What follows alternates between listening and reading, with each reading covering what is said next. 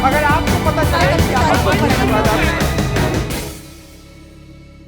कि ये उत्तर प्रदेश में जो फाइनली होते होते होते गठबंधन हो गया, क्या कहानी रही इतने दिन से, क्यों खुरपेश अड़ता भिड़ता रहा और आखिर में जाकर के 1763 का फॉर्मूला तय हुआ?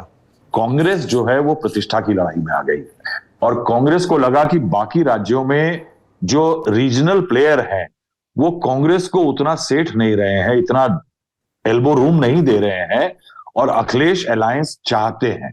और अखिलेश के अलायंस चाहने का कांग्रेस ने जो है डेफिनेटिव फायदा उठाया। इतना कुछ हुआ कि अखिलेश यादव ने सीटें डिक्लेयर कर दी।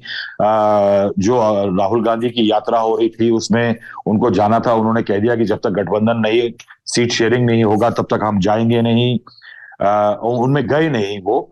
और जब अलायंस की बात हो गई उसके बाद से तय हुआ है कि वो राहुल गांधी के साथ आगरा में जाकर के भारत जोड़ो यात्रा, उनकी जो यात्रा है उसको ज्वाइन करेंगे।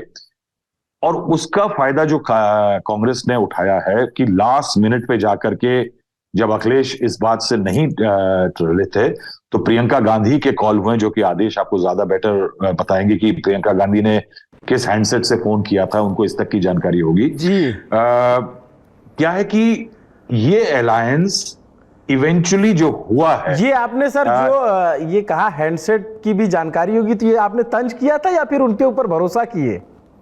भरोसा नहीं है, मुझे ये जानकारी है कि उनको जानकारी है। अच्छा, आपको ये जानकारी?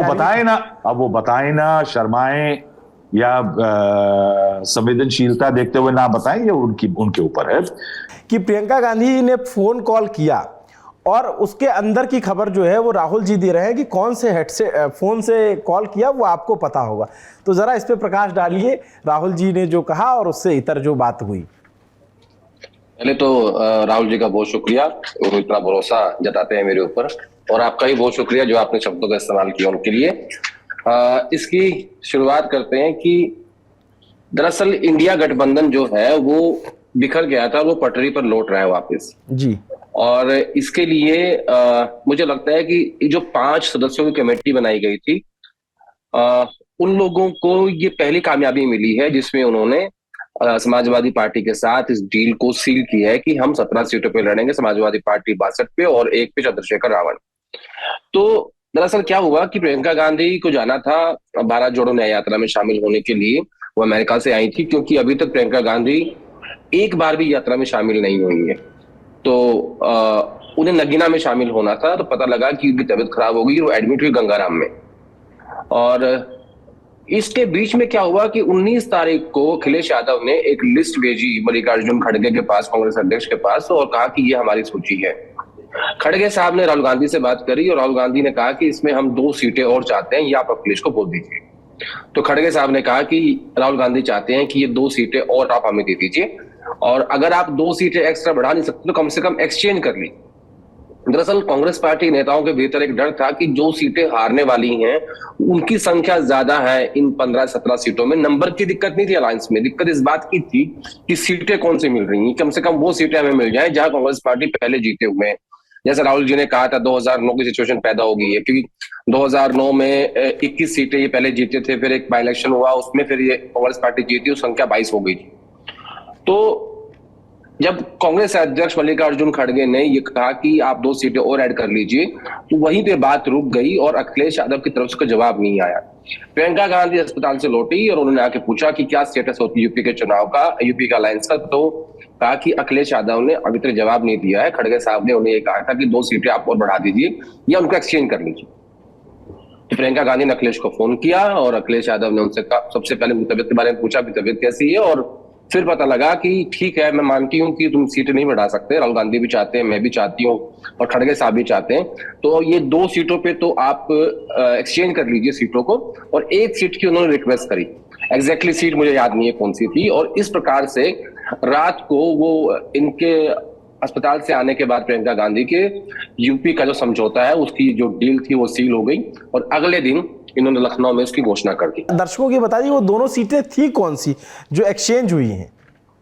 अभी एक्सचेंज नहीं हुई, अभी उनकी रिक्वेस्ट गई है। अच्छा। और उन्होंने ये कहा है कि इसके बारे में हम बाद में विचार कर लेंगे, ये 2 सीटें आप जरा देख लीजिएगा।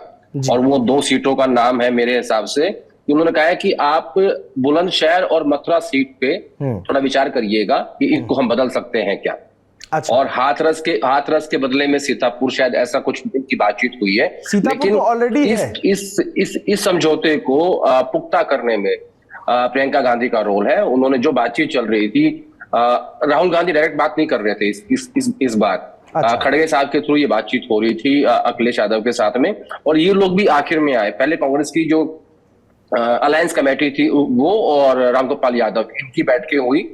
इन्होंने मोटा मोटा एक रूपरेखा तय की और उसके बाद ये पहुंचे कि हम इन सीटों पे आएंगे। आप देखिए कि कांग्रेस ने जो शुरुआत की थी, कांग्रेस का जो बेस्ट परफॉर्मेंस रहा है हाल के कुछ सालों में, पिछले 30 सालों में, वो 22 सीटों का रहा है। लेकिन जब अविनाश पांडे ने इसकी शुरुआत की तो 40 सीटों से की, 40 से घट के 24 पे आए, 24 से 21 पे आए, 21 से घटते घटते और अखिलेश ने 11 सीटों की घोषणा कर दी थी, इस बात को समझते हुए ताकि प्रेशर पुटअप कर सकूं। और उसी दौर में नीतीश कुमार ने अपना गठबंधन तोड़ दिया था और वो एनडीए में चले गए थे।